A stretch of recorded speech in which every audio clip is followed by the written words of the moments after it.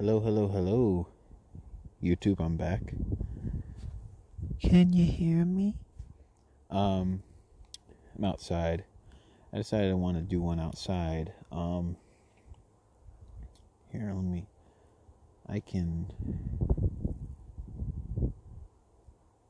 want to take a picture. I can't switch the camera angle in video. I guess I can only do that in picture. So I'll just leave it at that then. So I can't switch to the rear view camera because I was gonna. So I'll just turn it around to show you. This is what it looks like out here.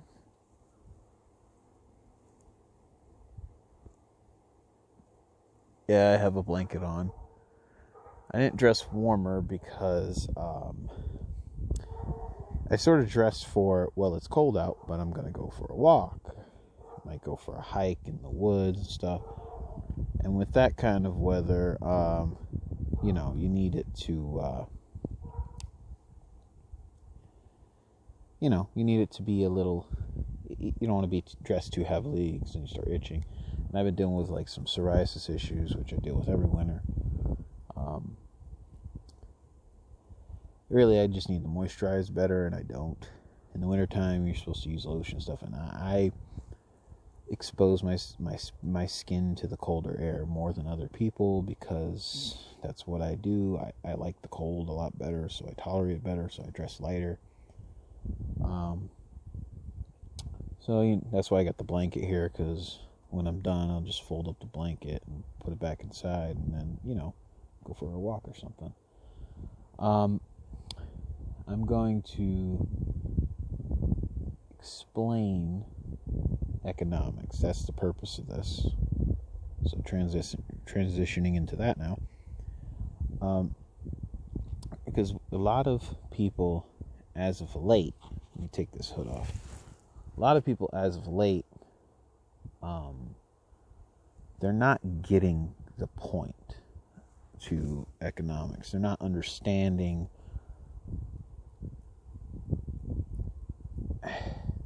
what it means. There's a lot of people out there who are misusing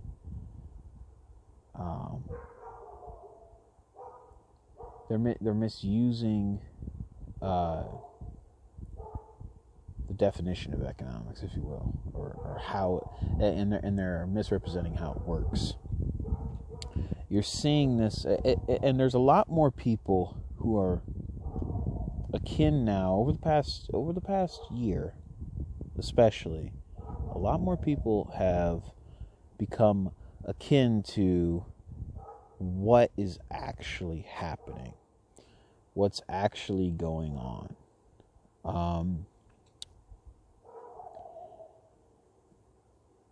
But they don't know how to react to it. They don't know the response. A good example is the recent GameStop thing that happened a little while ago. And they don't understand the meaning of it all. They don't understand how economics works.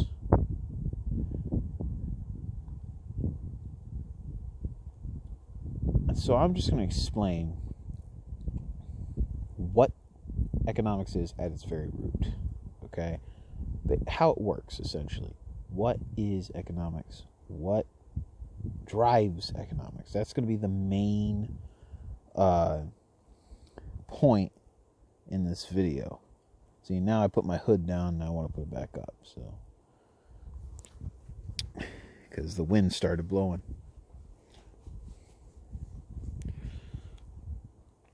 I pulled my hood down because it sounded like my head was ringing whenever I was talking. Weird like that. Sounds weird like that, huh? So, what is economics? What does it mean? What is it about? Well, economics is essentially trading goods and services. And I'm not an economist, so don't get all technical with me. Dictionary.com says I don't care. essentially what economics is trading, distributing goods and services in a world where there is scarcity, and deciding on the prices of those goods and services and all that sort of thing. Okay, that's essentially what it is. Okay, now I know I'm not giving the Merriam-Webster definition, but that's essentially what it is. What people tend to not understand is what drives economics. And what we are told by the media and just the cathedral in general is consumption drives economics, or people buying things. That is not what drives economics. What drives economics is production. Because if there's nothing to consume,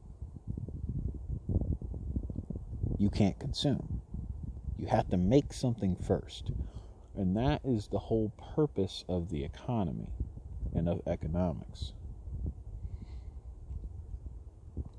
So, and the media's done people a great disservice in convincing them that the economy will get better if you just buy more things. No, you're just going to go into debt. You're not helping yourself or anyone else by doing that. And the reason that this is so pertinent right now, what I'm saying, is because of what's happening.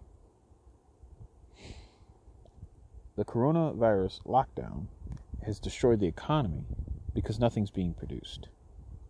It's not because people aren't buying things. In fact, some would say people are buying a little too much. There's a reason Amazon is doing really well right now, and Walmart is doing really well, and Target is doing really well, and a bunch of other multinationals, Twitter and Facebook, are doing really well, economically speaking. I mean, now you can say with like the tech companies, now their stock's actually going down because of censorship, and it's actually backfiring, and good. That's the market for you. It's great, ain't it? But the problem is that giving people a stimulus check and saying, you got to go out and buy stuff, instead of them using that money for bills or saving it for later, trying not to spend as much as they can. The problem with that is that, one, it makes you poorer because then you just go into debt. And two, it doesn't actually solve the problem of production. You're buying what's left. You're not buying what's being produced. I mean, there is some production still happening, of course, but it's been greatly limited by lockdowns, by even mask mandates. Even if you didn't have lockdowns, you just had mask mandates, that would still limit business, because people with, say, breathing problems, like real health problems, who can't wear a mask, well, now they're not buying from your store. Now they're not going out and getting things. Now they can't have a job, or jobs that are extremely strenuous, and involve a lot of physical activity, where you're going to tell a construction worker to wear a mask. No, obviously not, because there's a guy on the side of the highway with a pickaxe, and he's breathing in his own carbon dioxide. He could collapse his lung. That's actually happened. People, running along wearing a mask when they're going for a jog. That's idiotic. It's beyond stupid. It's more of a health risk than the coronavirus. I mean, just about everything's more of a health risk. But even if this virus, will say it had a 5% death rate, and that's 1 in 20 people, that's a lot of people. It's still not as deadly as wearing one when working out or running. That's insane. Like at gyms where I'm at currently, at gyms, one, they put them under a curfew, which is idiotic. If you're trying to get the virus to spread slower, then you he wouldn't force more people to go into an establishment because they have to be in and out by a certain time. That's kind of dumb. And two, it doesn't make sense to wear a mask at the gym. Now, it's not as bad as going for a jog, but what if you're on the treadmill? And of course, no one ever wears one right in the gym. If you ever go there, they don't do it because it's ridiculous. But I didn't start this video to get off on a tangent about masks and how stupid the lockdowns are. I'm talking about the economic impact. And the reason that the economic impact is so bad is because we're limiting people's ability to produce. They can't make a profit if they can't make anything. Or they can't make a profit if they're not providing a good or a service. Can't do it. And that is... And also there's been recent stuff about the minimum wage and all that, and they're trying to raise minimum wage nationally to $15 an hour. Now, if you had a minimum wage of $15 an hour, I don't think there should be any minimum wage, right? And some people say that's extreme. Actually, no. That was the norm for most of human history. What's actually extreme is setting price controls, which is what the minimum wage is. It's a price control, right? The problem with the minimum wage is, one, costs of living are different in different regions of the country. So setting a minimum wage of $15 an hour for people in Nebraska, that's different than for people in California. Okay, people in Nebraska have a much lower cost of living than people in California. Or people in New York have a much higher cost of living than people in Kentucky. Okay, so you have to understand that. All right. On top of that, different people spend money differently. I can't believe I'm saying this. This is common sense. People spend money differently. So $15 an hour to me is a lot of money. I spend it differently. I don't have a family to take care of. You know what I mean? I don't have a wife and kids. So that right there is a huge aspect of it. On top of that, I'm a lot more frugal than some of the other people I know. And there are people who are more frugal than me. I'm not saying I'm not bragging or anything, but I am usually with my money, I will spend money on expensive things that I really need, you know, or I'm not afraid of spending money on expensive stuff, but if I'm going to spend money on it, it has to be something that's actually worthwhile and good. You know, I like good quality clothing, for example, or good quality, the phone I'm holding currently,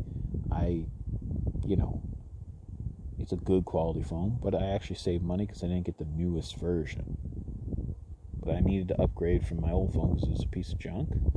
So this new phone I have, which is much, much better, I got for about $450, and it was totally worth it.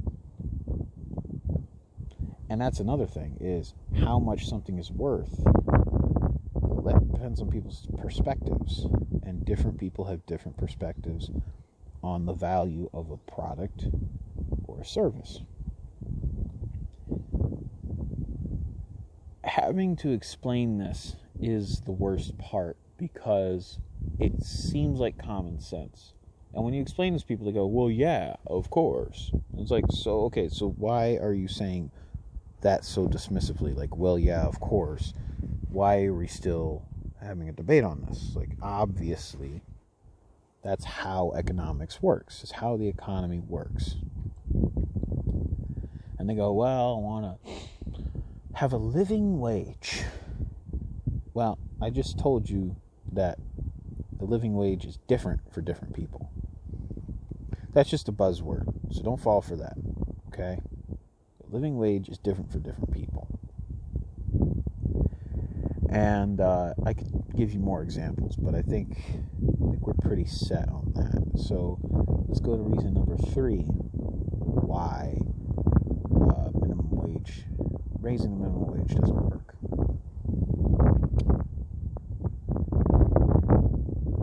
Business owners will not just take that hit. They can't. It's getting windy out here. They physically cannot take the hit. Okay? They can't take the hit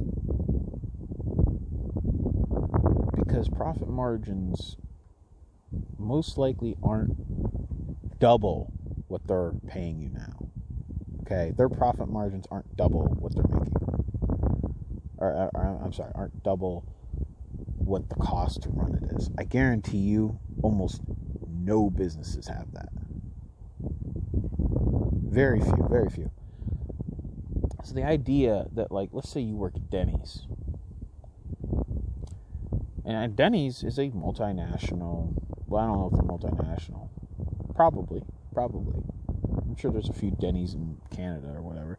But they're a national chain for sure. Okay, they're a huge business worth billions of dollars. All right, there's a Denny's in every town that is near an interstate. There's a Denny's. Okay, it's just like that's how it is. Denny's. There's a lot of Denny's. Okay, even up here in upstate New York where I live, where there's not a lot of anything, there's still quite a few Denny's. Okay, there's a Denny's on every major stop. So, in fact, there's one like 5 minutes from where I live. And then there's, I think the nearest one from that is quite a ways down the road. But the point is that Denny's is pretty common, right? Okay? And the thing is, their thing is they like to be located near highways, in areas where a lot of people travel, which is smart business plan. Let's say, I don't know how much they currently pay their employees, probably more than the minimum wage, because chances are they're one of those more liberal companies, being a bigger company, and they just want to get out ahead of it. Okay, fine. It's some sort of virtue signal that they like to do, like, see, we're for the poor people. Well, they probably have gotten bailouts already in the past, I'm sure. A lot of the big restaurants did during this whole lockdown, while small businesses got nothing. But Denny's, for argument's sake, let's say they do pay. I don't know because I don't work there, and I haven't talked to the people that work there, so I don't know. But let's say, for argument's sake, they do make the minimum wage. Now, the minimum wage here in New York is higher than national. So let's go with, say, Texas. Texas has the same minimum wage as the federal level, which is currently $7.25 an hour. Okay? Now, a Denny's waitress in Texas is making $7.25 an hour. Well, let's say not a waitress, because waitresses actually make less because they get tips. Okay, a cook. A Denny's cook is making $7.25 an hour, right? Then the minimum wage gets raised to $15 nationally. That's more than double. Just a little over double. Okay? It's like a 51%, 52% higher or something like that. I don't know. Something like that. Or, well, I guess it's 100% higher because you're... Anyway, I'm not very good at math, so don't judge me. But it's... Yeah, I guess it would be 51% higher. Now that is a lot higher. Okay? The business is not just going to take that hit. What they're probably going to do is cut hours. Or lay off people. Or both. Most likely both. They're not just gonna take the hit because they're not producing enough to get that sort of profit where they can afford it. And that's why minimum wages don't work. And here's the thing. When I say there shouldn't be a minimum wage, I'm not saying people shouldn't make a living wage. In fact, they probably would be making more if the government wasn't involved with things like regulation and overtaxing, stuff like that. If you lower taxes across the board, and here's what I think we should do. I think we should go back to a rule where if you don't own property, you can't vote. And I'm saying this as someone who voted in the last election. Okay? If you aren't, if there's not that much at stake if you don't own property. And by property, I don't mean your wallet, your keys, or your phone. I don't mean your car. I mean land. If you don't own land,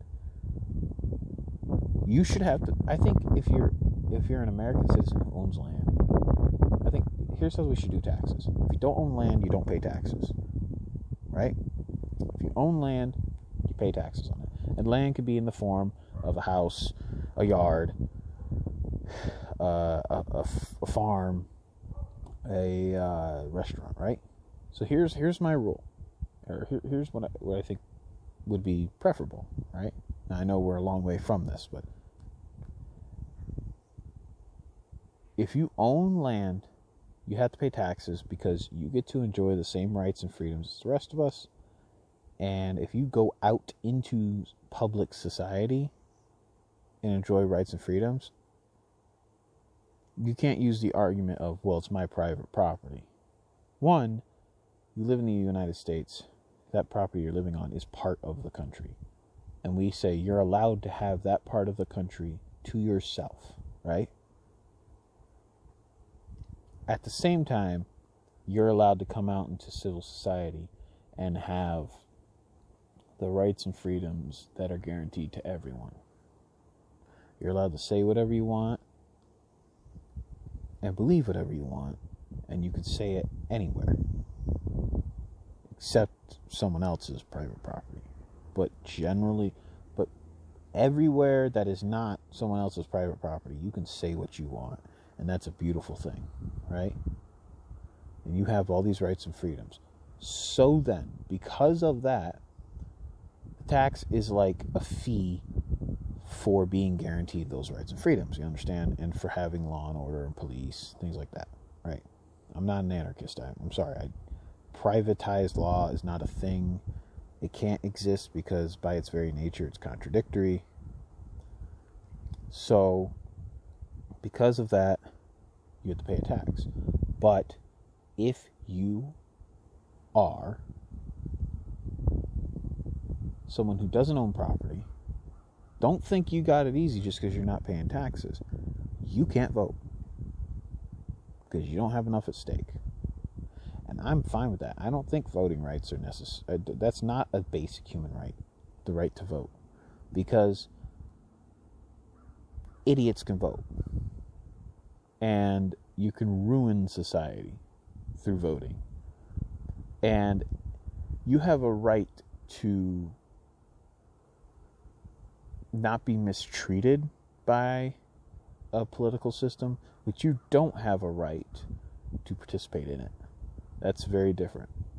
So, with all that being said, if you produce something, chances are you're owning land, you're paying taxes, and you have the right to vote.